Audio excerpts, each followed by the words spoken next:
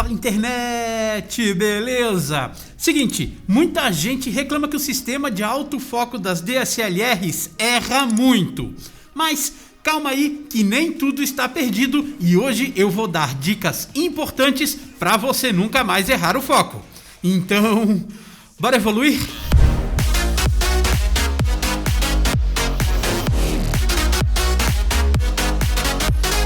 Olá, eu sou o Andrei Lange e sejam bem-vindos ao Back to Basics. E não se esqueça, aqui embaixo tem um botãozinho para você se tornar membro do canal. Ajude o Back to Basics para que eu possa continuar a gravar os vídeos para vocês. Não se esqueça de se inscrever no canal para receber os futuros vídeos. E esse vídeo é um oferecimento de Media Tools, venda de equipamentos fotográficos. Bom, primeiro vamos entender um pouco sobre o sistema de autofoco que, apesar da evolução tecnológica incrível que aconteceu nos últimos anos, muita gente ainda reclama para mim que nunca consegue cravar o foco no ponto certo. E para você conseguir acertar com mais frequência, você precisa entender como é que funciona o sistema de autofoco da sua DSLR velha de guerra. E para isso, nós vamos falar um pouco sobre o sistema de detecção de fase, que possui um sensor exclusivo que lê pixels de determinadas áreas do seu sensor CMOS. Para explicar bem rapidamente como é que ele funciona,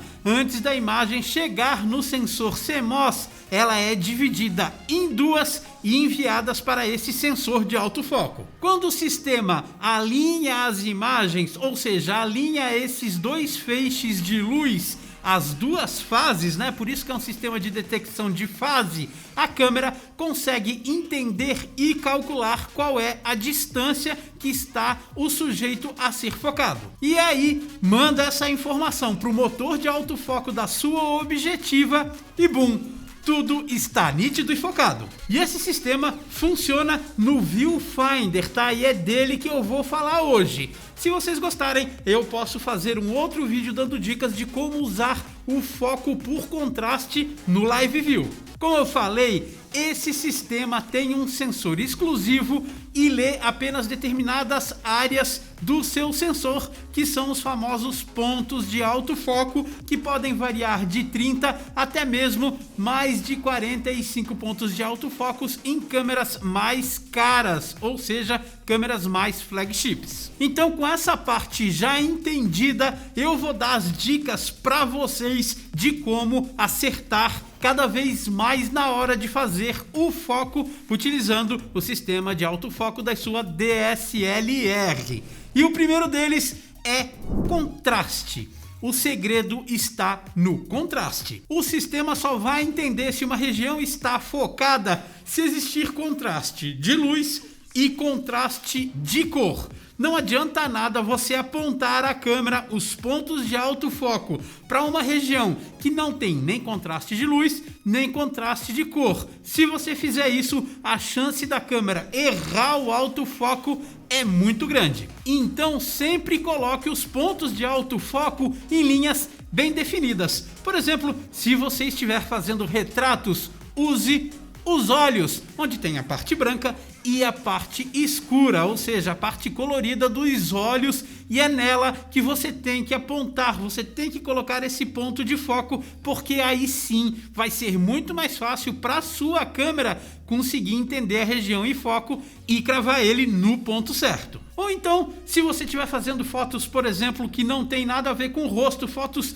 de uma mão, de uma joia, você pode encontrar uma região onde exista uma linha muito bem definida. Aponte para essa linha e faça o foco nele. Mas apenas direcionar um ponto de autofoco para uma linha de alto contraste não é o único fator que vai fazer você acertar o foco. Tem bem mais coisas, e outra delas é você entender como que cada ponto de autofoco funciona. Nós temos 3 tipos de pontos de autofoco: o vertical, o horizontal e o cruzado, e o entendimento do funcionamento deles é essencial para você conseguir cravar o foco no ponto certo.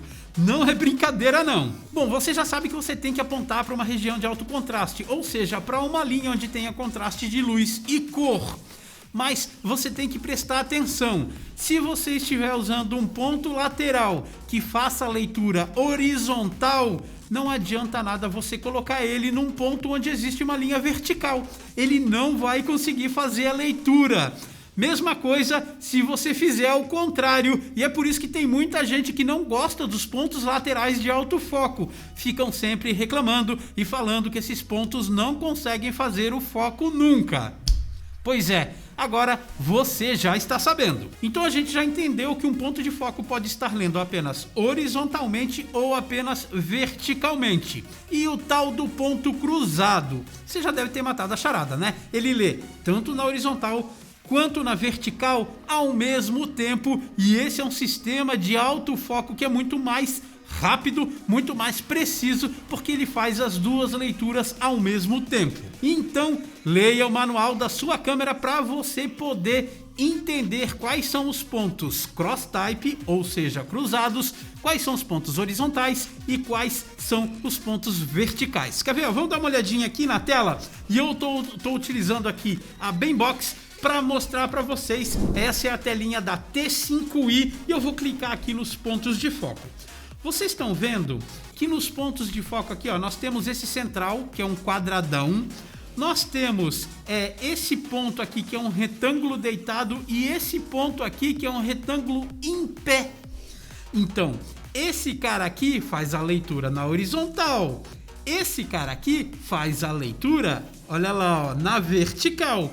E esse cara aqui é o quadrado, é cross-type. Ele vai fazer na vertical e na horizontal ao mesmo tempo. Então é por isso que muita gente gosta muito mesmo de utilizar o ponto central de autofoco da sua DSLR. E chegou o melhor momento do vídeo do Back to Basics, que a Eduarda tá fazendo aqui a dancinha do like. Isso mesmo, não se esquece de dar uma curtida nesse vídeo para ajudar o Back to Basics.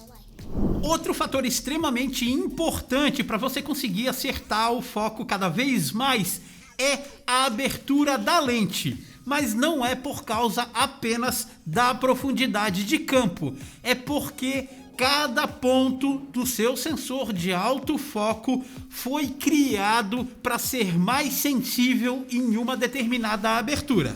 Os pontos que são verticais e horizontais foram criados para entender melhor o foco em abertura 5.6. Exatamente, quando você estiver utilizando um ponto lateral, o ideal é que seu objetivo esteja em f5.6 para cima. Se ela estiver em f2.8, a probabilidade de erro é bem maior. Bom, alguns pontos de foco cruzado, ou seja, cross-type, também fazem a leitura em f5.6. Mas com as objetivas mais modernas, com aberturas cada vez maiores, é colocado um ponto de autofoco horizontal com sensibilidade já a partir de f2.8. Por exemplo, na 6D isso acontece. A 6D ele tem apenas o ponto do meio cross-type, mas tem ainda um outro ponto de leitura horizontal em f2.8, e é por isso que o ponto central da 6D clássica que eu tenho foca muito bem, mesmo em condições baixas de luz, que é justamente onde a gente está utilizando grandes aberturas. Isso acontece também nas nossas queridas Rebéis, tá bom? A minha T5i também tem essa linha horizontal com uma sensibilidade para abertura maior, e de novo vou repetir, é por isso que todos nós amamos o ponto central das nossas DSLRs. Então, se você é um feliz dono de uma EOS 6D Mark I como eu, entenda que ela não tem suporte de autofoco lá nos pontos laterais para aberturas maiores do que f5.6. Ela não vai acertar tanto nesses pontos de foco com aberturas maiores. E é daí que vem a velha piada que a 6D não consegue focar de jeito nenhum. Ela foca, você só precisa entender o sistema de autofoco da Canon. E para quem tem poucos pontos de foco, é utilizada uma técnica muito conhecida, que é o focar e recompor. Por que a gente utiliza essa técnica de focar e recompor? Justamente porque nós não temos muitas áreas de leitura de foco no nosso sensor. Então, se você quer colocar o assunto focado bem no cantinho, você vai precisar vir com o ponto central. Deixa eu pegar aqui a T100. Você vai ter que vir aqui com o ponto central, cravar o foco apertando o botão até a metade do disparo e recompor para depois poder fazer a fotografia. Porém, muitas pessoas utilizam essa técnica de forma extremamente errada e isso faz com que o ponto de foco que está cravado em um determinado lugar mude completamente e as suas fotos ficam com aquele probleminha de foco, sabe? Que não fica bem no ponto certo. Era para ficar no olho, ficou na orelha. Porque você está utilizando essa técnica de forma errada, meu pequeno gafanhoto. Pessoal, vocês têm que entender que a profundidade de campo ela é totalmente paralela ao seu sensor. E se movimentar a sua câmera, a sua profundidade de campo também vai se movimentar. Então, se você faz esse movimento errado, você vai tirar a profundidade de campo do lugar certo, principalmente em regiões de grande abertura, principalmente quando você estiver fotografando com uma 50mm 1.8 em f2.8, por exemplo. Se você foca assim e recompõe girando a câmera, se o seu assunto ele é linear e você coloca a profundidade de campo exatamente nele e gira ele, o que acontece? Ele cruza. Então digamos que isso daqui é uma pessoa vista de cima. Você colocou o foco aqui, aí recompôs girando. Pronto, você acabou com o foco. Qual é a maneira certa de se utilizar esse focar e recompor? Você tem que se movimentar. Movimenta o seu corpo. Vá para um lado, vá para o outro, vá para cima ou para baixo. Nunca faça esse movimento de giro. Você pode fazer até se for bem pouquinho, mas se você precisar recompor mais, principalmente se você estiver utilizando uma objetiva grande angular, movimente-se, meu amigo. Foque, gire, aumente, recomponha. Mantenha a sua profundidade de campo de forma paralela ao seu sensor para manter o foco cravado no ponto certo. Outro fator importante também é a abertura da sua objetiva e a profundidade de campo. Não é à toa que os pontos de autofoco são projetados para entender melhor o foco a partir de f5.6. Vocês sabem, né? Quanto menor esse número f, mais curtinha é a profundidade de campo, menos coisas vão estar focadas na sua composição e mais difícil para a câmera conseguir acertar o foco no ponto certo. Então, pense na abertura. Gente, a abertura não é o único fator que vai desfocar o fundo da sua cena. Você tem que entender isso de uma vez por todas. Você fazendo uma foto com uma 50mm, mesmo em f5.6, você vai conseguir um fundo com um belo de um desfoque e com o foco cravado exatamente no ponto certo. Se você está fazendo retratos, fotografando pessoas, uma abertura excelente é f2.8. Ela, depois de 1 metro de distância, ela garante uma profundidade de campo que vai cobrir qualquer tipo de pessoa sem o menor problema. Se você está fotografando uma paisagem, ou se você está fotografando produto, alguma outra coisa, vai pro F8, vai pro F9 sem menor problema. Eu tenho pouca luz, Andrei, não tenho flash. Usa longa exposição, se vira que você vai conseguir sem o menor problema, mas o importante é que você entenda a função da profundidade de campo na hora de fazer o foco na sua fotografia. E a última dica que eu quero dar para vocês é o tal do micro ajuste de autofoco. Algumas câmeras te dão a possibilidade de fazer o ajuste de autofoco na objetiva. O que acontece? Às vezes você está trabalhando com uma profundidade de campo curta, aí vamos colocar 2.0, 1.8, e às vezes você crava o ponto no relógio, mas quando você faz a foto, você percebe que o foco estava um pouquinho para frente ou um pouquinho para trás. E é no microajuste de autofoco que você vai conseguir regular isso, mas esse vídeo já tá muito longo e se vocês quiserem um vídeo exclusivo que eu ensine para vocês como fazer esse microajuste, é só escrever aqui nos comentários que eu faço para vocês, tá bom?